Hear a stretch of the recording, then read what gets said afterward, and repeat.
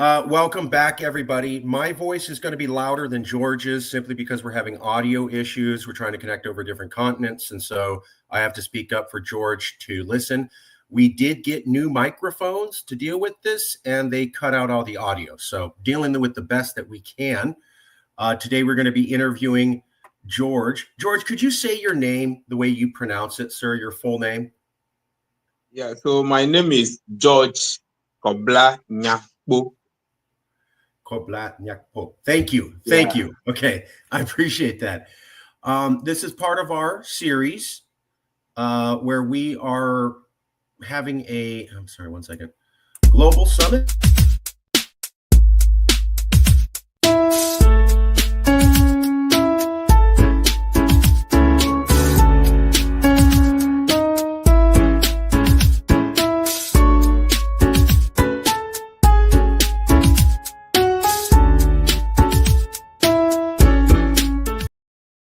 You just saw there on the spinning globe the picture of Western Togoland.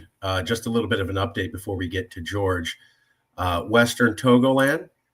This is an interview with George from Western Togoland. He's the leader of the Homeland Study Group Foundation. You can find them here on Facebook, Homeland Study Group Foundation. Very good place. Here's a little map showing the flags and what they're about. This is the location of Western Togoland. Here's a little bit of what we covered. We had a full-length interview where we went into this. This is just a little bit of a refresher for everybody. The rebellion ignored by the world. Today, we're going to be talking about the 4-year anniversary. George was going to lead a discussion of the declarations of Western Togoland with guest speakers from the United Nations, Ghana, Amnesty International, UN Geneva, and the Human Rights Council. Here's a quick video of George talking in that meeting. But today, this is the main event we're going to be talking about is this one. So, George, what's going on and why is the anniversary important? So how would you explain the anniversary and why is the anniversary significant? So thank you so much. And thanks everyone for having me once again on your show. Anytime. Yeah, I salute everybody watching me from America, California.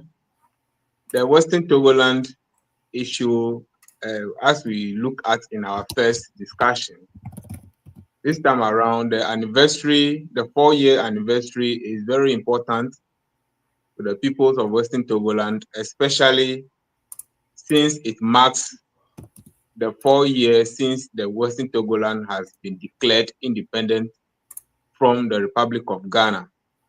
This happened in 2019, 16th November to be precise. So, like you know, every independent movement or those seeking for self-determination of their country at a point in time need to make a public statement to stand on their ground on what they actually meant in their campaign. So after several years of educating our population since 1994 up to 2016, there we had the foundation registered under the Constitution of Ghana. 2019 marked a significant milestone where we need to speak to the population, to the world, to know exactly what we are about. So the 2019 declaration marked that event that we informed the whole world that from that time and date, the Western Togoland ceases to be part of the Republic of Ghana. So we normally remember this occasion, of course, per the present predicament or situation we are facing, we usually mark it as very small, as we can.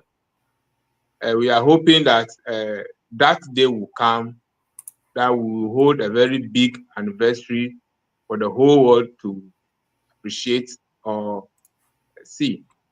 So 2019 marked that day that we have our declaration.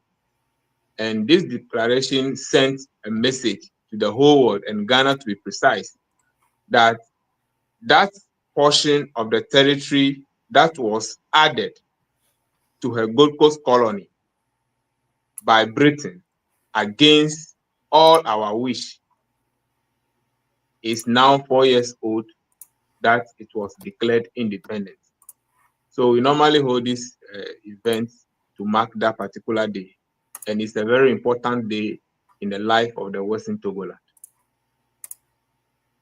Here's a few pictures for everybody at home following along. This is the first picture of the declaration in 2019 for Western Togoland.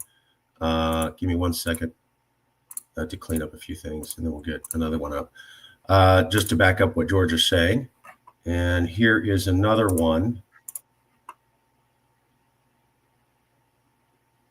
1 second, we're pulling it up. So in 2019, this is what he was talking about, the Declaration of Independence. There it is. 2019, HSGF declares independence for Western Togoland. Here's another Africa news. So like George was saying, in 2019, they made this very bold statement that was out there. Now we're at the 4-year anniversary of that. George, how well has it gone? Are you guys treated with respect by the home government? Did they say, hey, we call ourselves a democracy, so therefore we recognize the right of Western Togoland to have these kind of conversations, and you have a right to express your opinion, and you have a right to have a vote? Of course, that's what they said, since they're a democracy, right, George? What? Thank you once again. But you see, like I said in our previous discussion, that Ghana seems to be very democratic on the internet or in the outlook. But when you enter the country, then you know that actually there is nothing you can compare to when it comes to democracy around, especially when it comes to issues of our nature, issues of self-determination, and people holding different opinion as to what they thought is the case. When we had our declaration, before we mount this declaration from 2017, we have been receiving series of unlawful arrests, and all in the name of trying to silence the voice of the Western Togolanders from expressing their right to self-determination. Anytime they launch their arrest, they will go and quote some laws that are even not in their constitution. And will go to court. The judge will not find any reason to even sit on the case. But because it is the government that is having the power, they have to drag this case in court for several months. At the end of the day, the government will have no say, and the court will let us go. This happened from 2017 up to 2019. And before we had this declaration, something significant happened in our country. A budget was prepared for every portion of the regions in Ghana. Before this budget, our people demonstrated that our economic conditions are not anything to write home about. Our roads are not good, especially on the issues of the road. Our people demonstrated a lot. 2 weeks to the reading of the budget in the parliament. After the reading of the budget in the parliament, all our regions were omitted from budgetary allocations. And when the people cried, the senior minister came to the public through the media that they have forgotten about the region. That is why they did not include them in the budget. So we said, no, if we are all thought about in this country, that we are all part of the country Ghana, there's no way you can prepare budget and omit us. And when we cry, then you say you have forgotten about us. So it tells us that we are not actually part of the country, as they keep saying that we are Togolese, we are plebiscite ones, and we are not Ghanaians.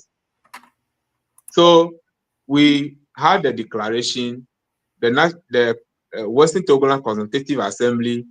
We have to quickly organize ourselves on that particular day and made a speech. After we made our speech, the government did not take it kindly at all. As you know, they did not take it kindly. They went on press releases here and there claiming they've not relinquished any portion of the territory to anyone. They are going to deal with us. And immediately we also wrote another press rejoinder. Now we let them know that we did not declare any part of Ghana independent. Many people don't understand this. Before Ghana, there was Gold Coast. Right. And if you read the article that established Ghana, the country, the territory that Britain granted independence, Britain was very clear that she had granted independence to all the territories in the Gold Coast, not the Togoland. And it is after Ghana, Gold Coast was granted independence as Ghana, that is where Ghana and Togoland form a union per the 1956 plebiscite. And even till today, we did not see any institution representing Western Togoland in that union. If two people are going to sign a document to be in a relationship, they need to have a discussion to describe the way and manner that relationship will go. So our people have voted to be in union with Ghana, and that was the decision that the United Nations took. So Gold Coast now was granted independence separately. Britain stated all the territories, the geographical borders of Gold Coast as independent before we are in a union. So Right. if we decided to declare ourselves independent from Gold Coast, you cannot come and say that we have declared a part of Ghana independent. Okay, got it. So this is how Ghana took the whole case. And we have been asking them, if you said we have violated any article in your constitution, give us the article. The Ghana's Independence Act did not mention Western Togoland being independent together with the Gold Coast. They say we are in a union. So if we are in a union, at any point in time, if things are not going on well with the other party in the union, the person have the right to question the decision of the union. So anytime we ask about the union between Ghana and Western Togoland, then the government will flare up. Anytime we ask, okay, in 1956, we are supposed to be in union. Where is the union document? The government will start chasing us with the military. You get the point? So we realize that the government of Ghana, whether they know their history or they don't know their history, they just want to keep our country being part of them for God knows how long, and without even extending any form of development to our side. And we have the right as people to live in our country and determine the nature and the future of our country. And this is not what Ghana is interested in. Yeah. So yeah. it's a serious situation. And if you think about it, you will ask yourself, why is it that a country full of intellectuals will not understand this simple thing? So we have declared ourselves from them, and they are not taking it kindly. But that is what it is. That is that's very detailed. This is the map that George was talking about. You can see that it's broken up. That was the original Gold Coast area down to the south, and then Togoland there, and then it became Western Togoland. This was a document so that you know that George has been treated unfairly while pursuing human rights issues. We also want to point out, you know, when George talks about Ghana, you got to realize that to the rest of the world, they don't know what George is talking about at all, basically. So here's the USA Aid Ghana Democracy fact sheet. That is Kamala Harris, who almost was president, and First Gentleman Doug Emhoff. I'm assuming that with Representatives Ghana in their traditional garb. Ghana is a stable democratic country with a history of successful political transitions, a free press, an active civil society, and an independent judiciary. Not alone. Ghana, a beacon of democracy. Ghana's election will be a beacon for coup-filled West Africa. And finally, amid a region of strife with coups and instability, Ghana is a democratic bulwark. Washington, meaning the capital of America, should deepen cooperation with Ghana to promote their awesome example of democracy as a governance model. That's from the United States of Peace. So, George, my understanding of democracy is that you don't get to not let people vote, arrest their leaders if they want to talk about something, imprison people if they want to have a free vote, and deny funding to the region when everybody pays taxes. But apparently I'm out of line with the United States government, multiple officials, and the United States Institute of Peace. They say Ghana's a beautiful democracy. What's the truth, George? What you're describing doesn't sound like a democratic country, and yet we see other people saying Ghana's democratic. Who's right? Why is there a discrepancy? Yeah, so the United States of America and her aid organizations in Ghana knows best what they mean when they say Ghana is democracy. But when it comes to issues of self-determination, Ghana is not democracy. They themselves are aware that in 2020, when people decided to demonstrate to show that they want their country to be free, the United States government have labeled the Western Togoland portion of the region as not safe for her citizens to travel to. The UK government, the UK representation in Ghana did the same thing. So trying to paint a picture of something that is not the case to the international community is, I don't know if there's any term for that, but it's telling international lie about the situation. Because if Ghana is truly a democracy, why is it that when the Western Togoland case was launched at the United Nations Human Rights Council, the United Nations Human Rights Council is not an organization formed by the Western Togolanders. We do not have a representation at the United Nations Human Rights Council. We do not have any country being part of the United Nations doing peer review year in and year out. Right. But in the past years of Ghana's peer review, Ghana was reviewed and asked or questioned about how they are dealing with the human rights issues, especially the Western Togoland situation. In the reports filed by the Human Rights Council against Ghana, if Ghana is truly a democracy, when the case of Western Togolanders were launched at their court, and Ghana was invited to respond to the charges, not even a cough came from the government of Ghana to the council for a whole year until the decision had to be passed against the state. As we speak, just 3 days ago, the office of the UNPO have to make another follow-up to the working group on arbitrary detention that, hey, 2 years ago, the decision that you made against the Republic of Ghana is still pending. The government did not implement them. The people are still in court and they are still being tried. Some are being jailed. I myself, whose case is the focal point, even though I'm cooperating with the law, I am attending court all the time ever since I was granted bail. I am still being pursued here and there to be arrested.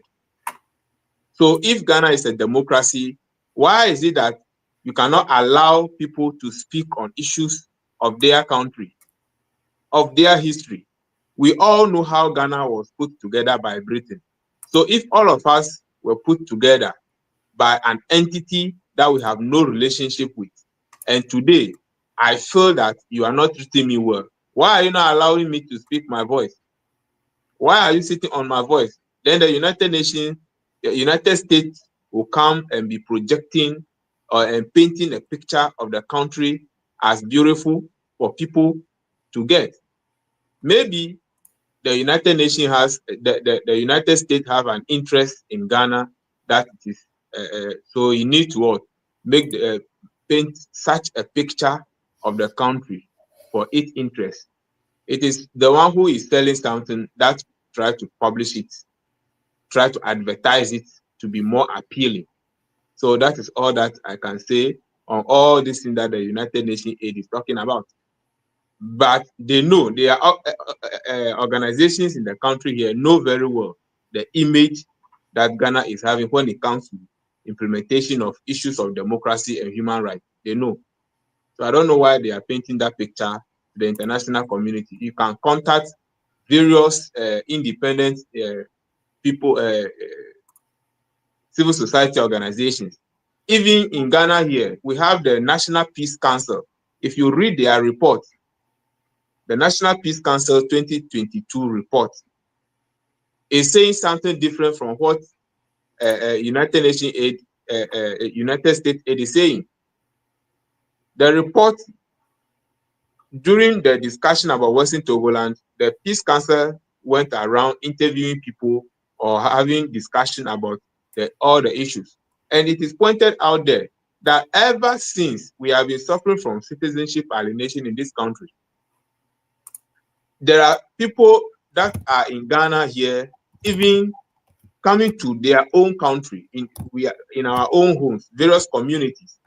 When you are from Western Togoland, especially you are an everyman, and you are going to even rent room, they will tell you because you are an everyman, they are not going to rent a room to you. They have done this to the extent that they now have to make a banner and fly it around that they are not renting this house to the Ewe. So if we are in a country and we are constantly being treated this way, in 2020, a whole community that is full of Ewes, the authority of the Bui down went and bent the whole community down. And the reason they bent the whole community down is that the people are Voltarians. They are not Ghanaians, so they need to leave the place to their country. That same year, the assembly member of the area have to come out in a press and be addressing the public about how the military of Ghana was released on them, preventing them from acquiring a national ID card. The excuse is that they are Evers, they don't have to acquire a national ID card because they are not Ghanaians. So if we are, they say we are all part of this country and we are being treated this way, why are you now preventing us from having our own country? If you don't want us, why don't you let us go? And when we speak, you arrest us, keep us in jail severally. Some, those that you are even killing, you don't allow their family members to come for their bodies. And this is what is there. And United States of America will be telling us that Ghana is a beautiful democracy. It's best known to them.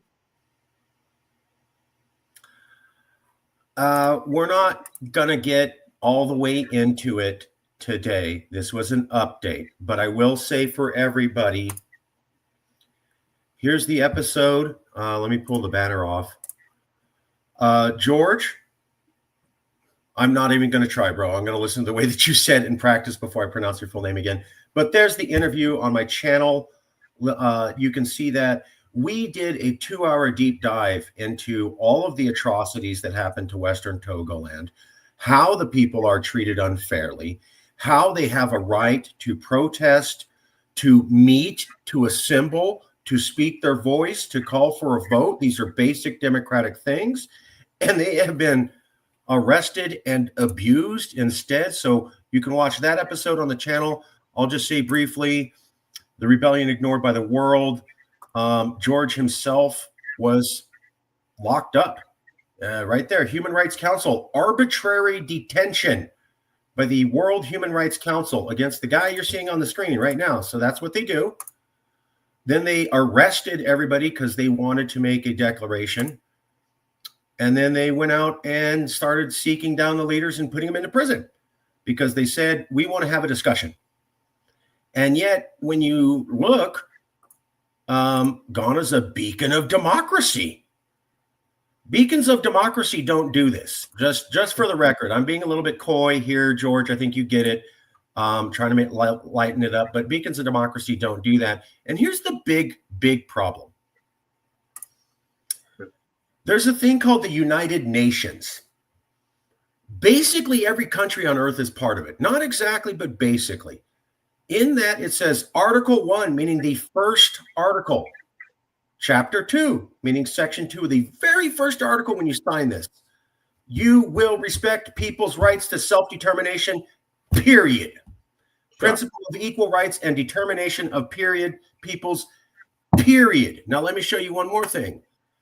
Here's the countries that are part of the UN. If they're in blue, they're part of the United Nations. See that red box? That's Ghana. That means Ghana is a member state of the United Nations. You don't just join the United Nations. It's not a golf club. It's not a video membership. It's not an ice cream rebate card. It's a treaty. Treaties are law. So Ghana signed this treaty to become part of this group, which means now it has to abide by this law. Yeah. And what George just told you is they're not doing that. So they are breaking the law that their country signed a treaty to, which means Ghana is acting illegally under international law. But you never know that from the media, who says that, you know, these are good guys. Look, there's Kamala. She's smiling. How can these people be bad? Beacon of democracy. What you don't hear, they arrest leaders for just talking about things. They arrest people like George for having peaceful discussions. And then they imprison people. And he said sometimes people die. And some they don't get to see their families. So that's the reality of Ghana. It's just not getting out. They signed this law. They're not living up to it. So they're at fault. That's the hard truth. Am I saying anything wrong here, George? You are correct. You are correct. You are correct. So that is the country that they are saying that they are democracy and they are doing everything right. Now, the one interesting thing is that I don't know for America if someone at the age of 85 could be arrested because the person is speaking about the history of the United States of America. I don't know. George is talking about this man. He was the original head leader. As you can tell, he's an elderly man. He's 85 years old. At the time, he was in great health, right? Yeah, he's not a young, strapping, strong man. He's an old man. People are helping him walk. Clearly, he's hunched over. He's working with a cane. He's got a smile on his face, but he's not doing well. And they arrested this guy because he wanted to have a conversation about Western Togoland. I mean, they arrested Grandpa, who's struggling to walk across the street, and treated him like an arch criminal of the country because he wanted to say there's a history of our people acting differently and being different. Wow. That's I don't know how you justify that. You know, you're like, oh, we need to be tough. Let's rough up this grandpa who can barely cross the street on his own. That'll show everybody that we're a real tough government. That doesn't project strength to me. You know what that projects? Fear. You're so scared of these people having a talk. You need to punish an 85-year-old geriatric man who's struggling to survive every day. That says desperation to me and fear. Sorry, George, I get more emotionally worked up the more that I hear about your story. It's just really unfair. Just very, very, very unfair. And it's not a matter of opinion. What they're doing is illegal. They signed a charter under the UN. That's called international law. It's the basis for all law for all countries. They did it. That's them. And they're violating it. So We're winding down. George, what did you want to say that we haven't captured, sir? What is a message you want to get to the people outside of Ghana to understand the situation? What thoughts do you need to leave with people, sir? Yeah, so what I want everybody to understand is that the international law on self-determination did not state that only some people are entitled to that right. It is for everyone to exercise that right. And we in Western Togoland, we are not forcing anybody to accept to be part of Western Togoland. All that we are saying is that our right to self-determination need to be respected. We are not ready to even do anything violence in the name of securing Western Togoland because we did not join or being added to Ghana through any act of violence. At least on record, we had a plebiscite in 1956. And there are two alternatives to that plebiscite. Either to be in union with the independent state of Gold Coast, which will be Ghana or any name after independence, or remain a country on our own. Now, even at the time that we go into that plebiscite, Britain was unfair to us because Togoland under British administration had no leadership. We did not have a government representing us. We only have individuals, one on their own accord, trying to make sure the country is independent. In as much as everyone agrees to that, Britain did not live up to the expectation of the trusteeship agreement by giving Togoland their own separate government. This was a concern raised by Terazi, one of the missionaries of the Togoland, that before the people goes into plebiscite, they need their own separate government. So we don't have our own government. So the question is who represented us in the plebiscite? Who makes sure that everything happened fairly? Because at the time, Britain is a superpower of the United Nations. She got all the powers behind her.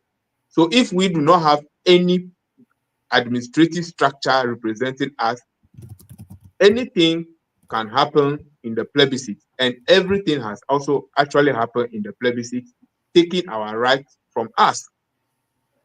Now, if that thing is done and you are supposed to make us be in a union, and at the end of the day, we only go into the plebiscite, we voted yes to be in the union, and you did not ratify the union, don't we have the right to demand for a document that tells us how and or the manner in which we are in this particular union?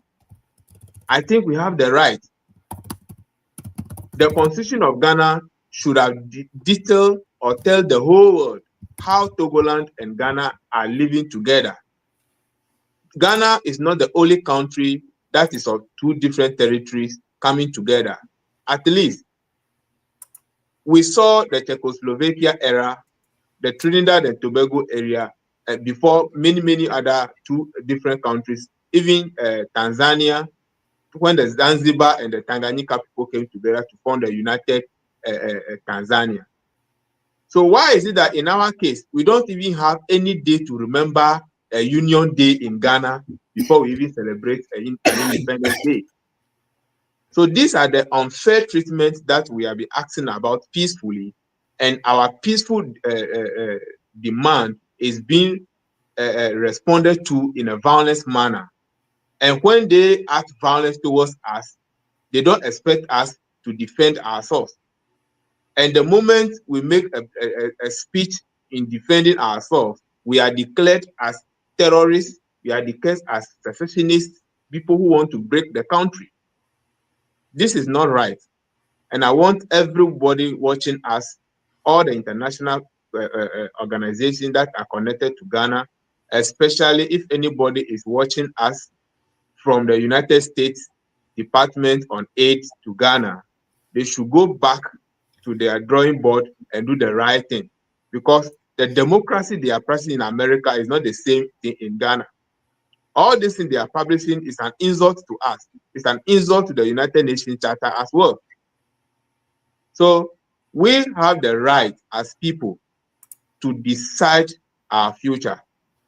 And there's nowhere in this world that if people do not feel belonging to a certain state, they should be gagged, they should be prevented from speaking contrary to that. The Universal Declaration on Human Rights states that you cannot force people to be part of your country. And Ghana is a treaty member of the Universal Declaration on Human Rights. The International Convention on Civil and Political Rights, Ghana is a signatory, is a covenant member of that particular covenant. That states that you cannot force people against their political will. So we have the right to speak about our history. In Ghana, the moment you mention Western Togoland, you are supposed to be arrested. These are two different countries that came together to be in a union. So you are telling me that the moment we are in a union, I have no right to talk about my country, but you have the right to mention your part of the country in the union. That cannot be right. Okay. That can never be right. So all that I will say is that the international community should do the right thing. All those who are watching us, who think that there are some group of people, miscreants in Ghana, who want to break the country, they should go back to the history of how the country was put together so that they can accord to us our right to self-determination. We are also humans and we deserve that right. Thank you. Thank you, George. I'm just going to show what George was talking about real quick. We were talking about the UN Charter. I want us to show this. We're winding down, but I do want to. I want you guys to see what he's talking about.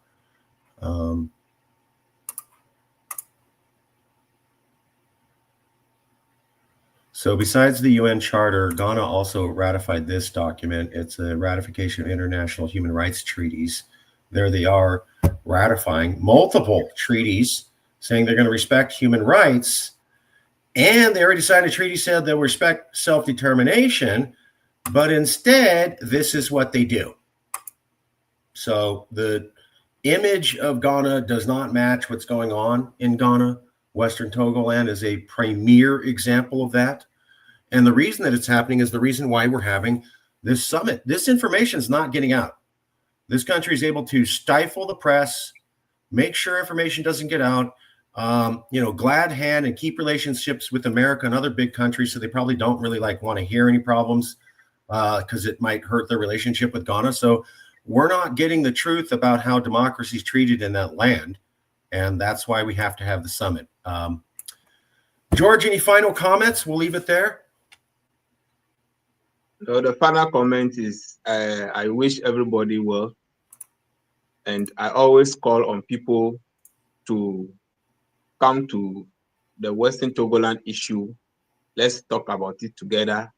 Those who have the opportunity to sponsor cases of self-determination, they are welcome to the Western Togoland so that we can also have our voice to be out there. Right now, we do not have a voice.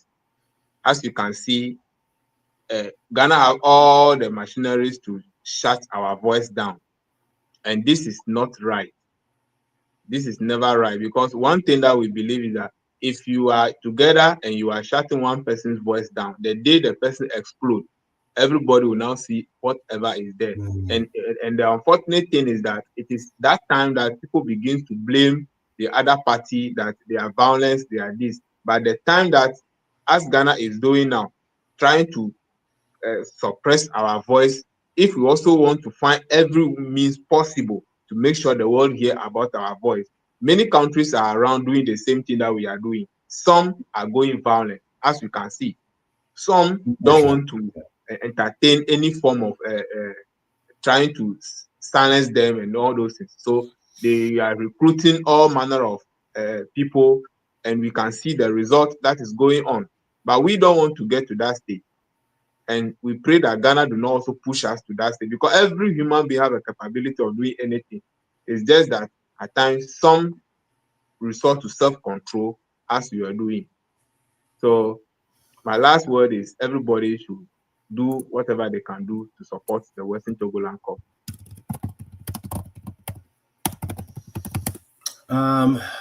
We'll leave it there. I will point out there was a group called the Irish Republican Army, and the Irish Republican Army was a violent organization. They only started because the Irish were doing peaceful protests, and then they did a protest in the city of Derry, and the British military gunned down 100 protesters in broad daylight. And this is in the 1970s. This isn't 1800s. This is the 1970s. Irish people were peacefully protesting. Brits went out there, pop, pop, pop, pop, pop, dead. And then all the Brits who did that got a commendation from the Queen for their acts. And on that day, the IRA was born. I'm not suggesting violence is the way to do things. Of course not. It's wrong. What I'm pointing out is that when you hear about Ireland, people go, oh, well, the IRA and they're violent. Yeah. But how did they get there? Because England sent troops to literally slaughter around 100 people in broad daylight who were peacefully protesting with no weapons. And then the Queen of England and the British people saluted them for doing so.